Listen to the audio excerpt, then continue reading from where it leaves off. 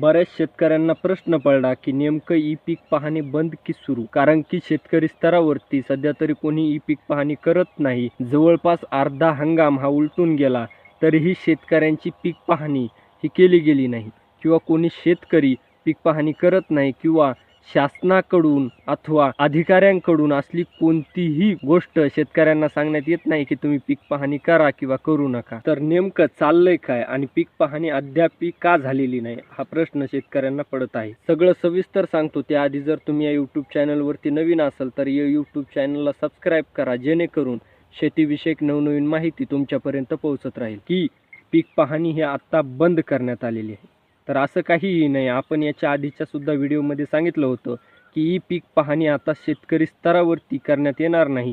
कोणत्याही शेतकऱ्यालाही ई पीक पाहणी करता येणार नाही. त्याच्या संदर्भामध्ये तालुक्याचे तहसीलदार हे प्रत्येक गावामध्ये एका सहाय्यकाची पीक पाहणीसाठी नेमणूक करणार आहे. त्या संदर्भामध्ये आता शासनाचा एक महत्त्वपूर्ण असा GR आलेला आहे.